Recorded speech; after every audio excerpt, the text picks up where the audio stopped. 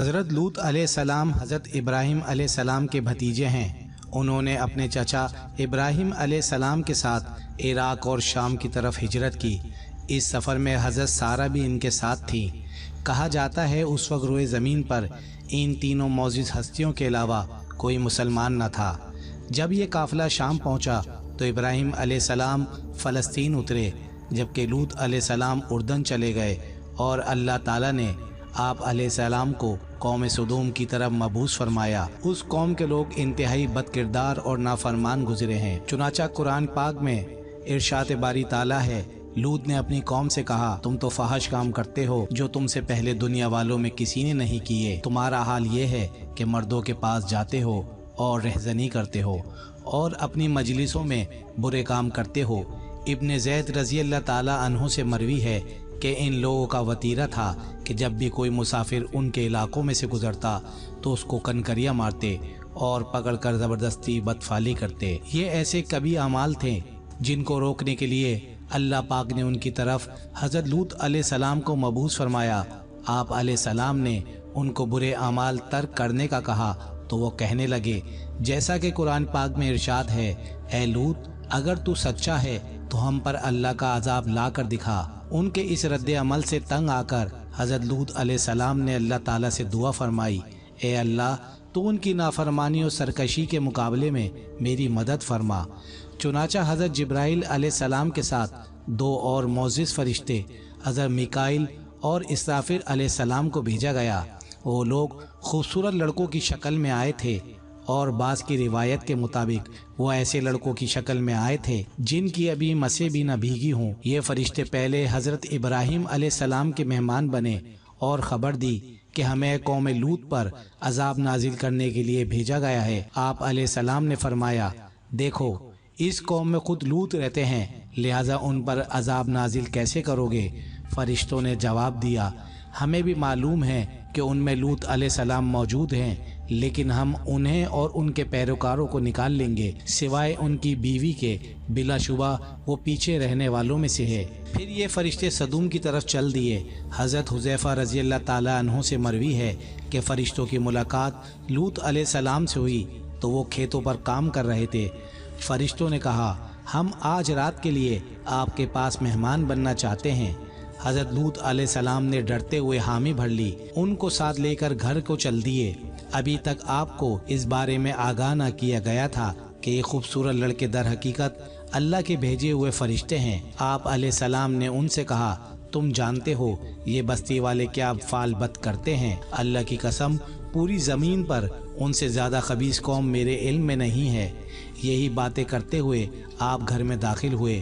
آپ علیہ السلام کی بیوی خوبصورت لڑکوں کو دیکھ کر آنکھ بچاتے ہوئے بستی میں چلی گئی۔ اس نے جا کر بستی کے تمام لوگوں کو بتایا کہ آج لوط نئے لڑکوں کو لے کر آیا ہے جو اپنے حسن میں بے مثال ہیں۔ یہ سننا تھا کہ پوری مجلس ہی لوط علیہ السلام کے گھر پر دوڑ پڑی۔ ابو جعفر سے مروی ہے کہ جب یہ لوگ پہنچے تو لوط علیہ السلام نے ان سے کہا، اللہ تعالیٰ سے ڈرو اور میرے مہمانوں کے معاملے میں مجھے رسوا نہ کرو۔ کیا تم میں کوئی ایسا بھی شائستہ آدمی نہیں ہے؟ اگر تم چاہو تو میں قوم کی بیٹیوں کا نکاح تم سے کر دیتا ہوں۔ قوم کے لوگ کہنے لگے، ہم نے تمہیں منع نہ کیا تھا کہ تم مردوں کو مہمان نہیں ٹھہرا سکتے، اور تمہیں یہ بھی معلوم ہے کہ تمہاری قوم کی بیٹیوں سے ہمیں کوئی لینا دینا نہیں۔ اس پر لوط علیہ السلام نے فرمایا، کاش مجھ پر تمہارے مقابلے کی قوت ہوتی یا میں کسی مضبوط قلعے میں پناہ پکڑ سکتا۔ فرشتوں نے جب لوط علیہ السلام کی یہ گھبراہٹ دیکھی تو آپ علیہ السلام کو حقیقت سے آگاہ فرما دیا۔ مصنف تاریخ طبری علیہ الرحمہ نے شمر بن عطیہ سے روایت نقل کی ہے کہ لوط علیہ السلام نے اپنی بیوی سے عہد لیا تھا کہ وہ آنے والے مہمانوں کے بارے میں کسی کو نہ بتلائے، لیکن اس کے باوجود بیوی چوری چپ کے باہر نکلی اور اپنی قوم کو آگاہ کر دیا۔ لوگ یہ سنتے ہی بھاگ کھڑے ہوئے۔ فرشتوں نے انہیں آتے دیکھا تو گھر کا دروازہ بند کر دیا۔ لوگ دروازہ توڑنے لگے اور دیواروں پر چڑھ کر دوڑے۔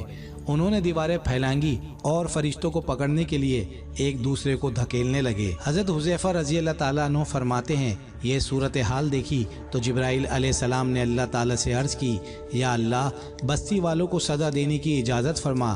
اللہ تعالیٰ نے اجازت فرمائی تو حضرت جبرائیل علیہ السلام نے اپنا ایک پر ان لوگوں کو مارا جو اس زور کا لگا کہ اندر موجود تمام لوگ اندھے ہو گئے۔ حضرت جبرائیل علیہ السلام کا پر ان سب پر ایسا لگا کہ جیسے ایک کے منہ پر زوردار تھپڑ رسید ہوا ہو اور جس کی شدت سے ان کی آنکھیں زائل ہو گئی ہوں۔ الگڑ لوگ جیسے ہی اندھے ہوئے تو باہر کی طرف بھاگنے کا راستہ ڈھونڈنے لگے۔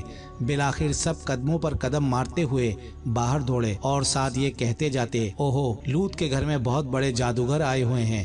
پس فرشتوں نے لوط علیہ السلام سے کہا، آپ علیہ السلام رات کے وقت اپنے ماننے والوں کو بستی سے لے کر نکل جائیں اور آپ میں سے کوئی پیچھے مڑ کر نہ دیکھے۔ محمد بن کعب رضی اللہ تعالیٰ عنہ سے مروی ہے کہ حضرت جبرائیل علیہ السلام نے قوم لوط کی تمام بستیوں کو اپنے پر اٹھا لیا اور آسمان کی بلندیوں تک لے گئے، یہاں تک کہ آسمان والوں نے ان کے مرغوں اور کتوں نے بھی آوازیں سنی، پھر انہیں پلٹا کر زمین پر دے مارا اور یہیں بس نہ کیا، پھر ان پر پتھروں کی بارش کی گئی۔ تاریخ طبری میں ہے یہ کل 5 بستیاں تھیں، ایک سبا، دوسرا سیرا، تیسرا امرتن، 4 دوما اور 5 صدوم۔ ان میں صدوم سب سے بڑی بستی تھی۔ الغرض ان بستیوں میں سے کسی ایک کو بھی زندہ نہ چھوڑا گیا، حتیٰ کہ ان میں موجود جانوروں اور چرند پرند کو بھی نصیحت و نابود کر دیا گیا، سوائے چند افراد کے جو لوط علیہ السلام پر ایمان لائے تھے۔ ان کی تعداد بعض روایت میں 10 سے کم ہے اور بعض میں 5 سے کم، اور آپ علیہ السلام کی بیوی بھی عذاب الہی میں گرفتار ہونے والوں میں سے تھی۔